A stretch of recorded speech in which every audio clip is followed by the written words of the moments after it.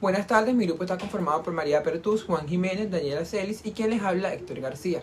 El tema del que hablaremos hoy es la definición y modalidades de la influencia social. El fenómeno de la influencia social se ha constituido como elemental a la hora de regir en las relaciones entre los grupos e individuos. En psicología social se le ha dado a la influencia social la capacidad de que el individuo pueda modificar el comportamiento de otros sin utilizar la fuerza. Es decir, como el cambio de comportamiento que se observa en un individuo cuando éste interactúa con uno u otros.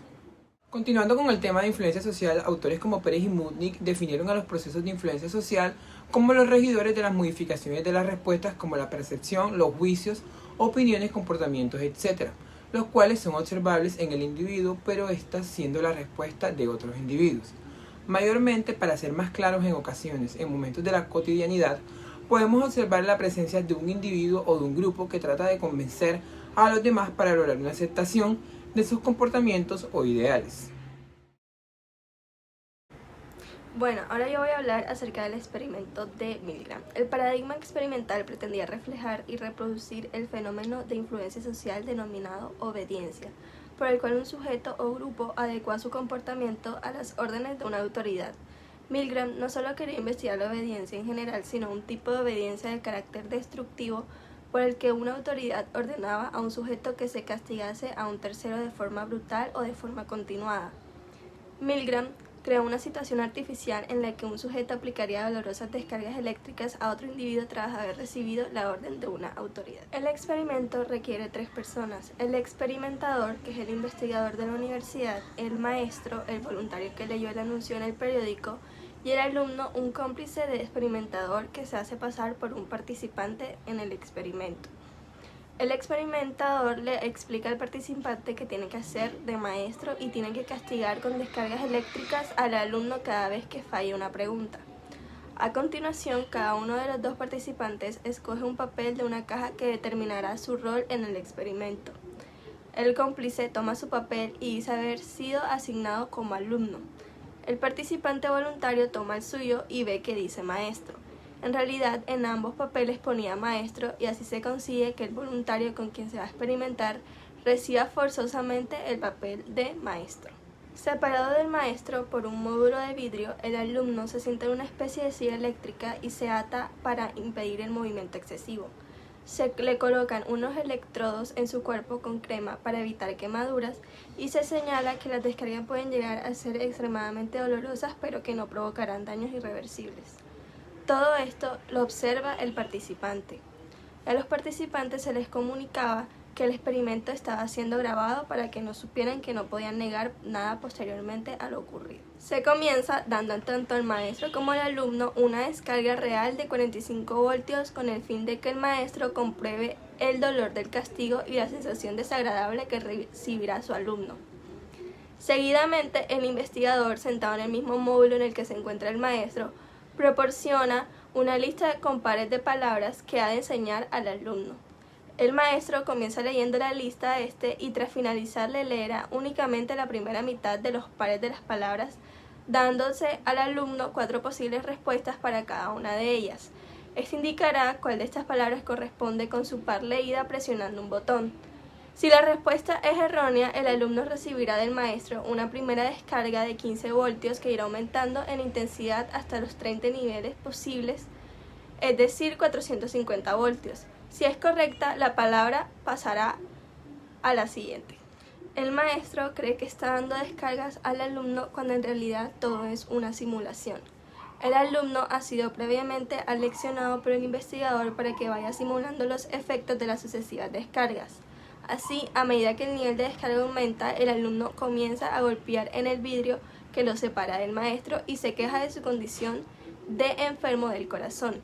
Luego aullará de dolor, pedirá el fin del experimento y finalmente, al alcanzarse los 270 voltios, gritará de agonía. Lo que el participante escucha es en realidad una grabación de gemidos y gritos de dolor. Si el nivel de supuesto dolor alcanza los 300 voltios, el alumno dejará de responder a las preguntas y producirán estertores previos al coma. Barriga en 1982 expone diferentes situaciones en donde se puede vincular el tema de la influencia social, las cuales son: La primera es situación de sugestión, la cual abarca estudios de susceptibilidad y estudios sobre el contagio conductual. Un ejemplo de esta puede ser cuando una persona es muy religiosa y cuando pasa una situación, por decirlo así, paranormal, se cae un vaso, la ve como un acto diabólico. Las situaciones de persuasión son producidas por la presentación de una comunicación que conlleva argumentos a favor de un punto de vista. Ejemplo, cuando vemos una campaña de reciclaje o incluso el mensaje que vemos en la caja de cigarrillos que nos indica que fumar afecta a nuestros pulmones. Estas son situaciones de persuasión ya que ayudan al mejoramiento de la vida de las personas. También encontramos situaciones de adoctrinamiento o los llamados lavado de cerebro, cuando los papás le quieren inculcar cierta religión a sus hijos y no se les permite a ellos ser libres de elegir la religión que quieren seguir, puede ser un ejemplo.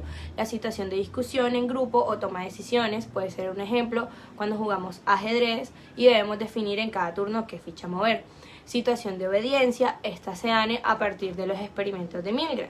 Y una situación de conformidad puede ser cuando un joven en el colegio es nuevo y trata de socializar y encuentra un grupo en el cual le pide que para poder relacionarse con ellos debe ser como ellos, es decir, indisciplinados e irrespetuosos, y que lo sean en las clases que a ellos no les gustan.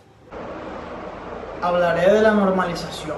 Se refiere al conjunto de expectativas sostenidas por un miembro de un grupo concerniente a cómo un sujeto debe comportar. El proceso de normalización implica establecer a través de una influencia recíproca entre los miembros que intervienen.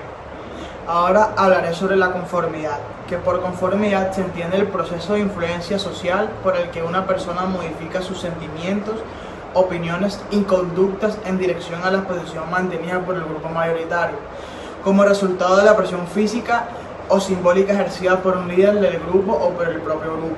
Un proceso de influencia social claramente asociado a la conformidad es la obediencia, ya que ambas se van a considerar fruto de la presión social, teniendo como fin el último control social. Un ejemplo de esto puede ser cuando cambiamos de posición o creencia.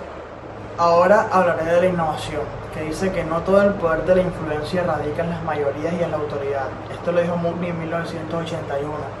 Existen otras posibilidades, como es el caso de la innovación, en las que la influencia puede producir los agentes sociales que carecen del prestigio y del poder necesario, que en ocasiones se le atribuye a las mayorías y a la autoridad. Considerar desde esta nueva óptica la influencia social supone reconocer que puede haber otros mecanismos responsables de influencia diferentes a los que habitualmente se le ha considerado responsables de la conformidad, y conservar al conflicto social y cognitivo, el motor de la influencia social en general y de la innovación en particular. Un ejemplo de esto puede ser cuando se traen ideas nuevas al mercado, como marcas de celulares, entre otras. Espero que esta información les haya sido suministrada y les sirva de ayuda para comprender y mejorar la definición y modalidad de la influencia social.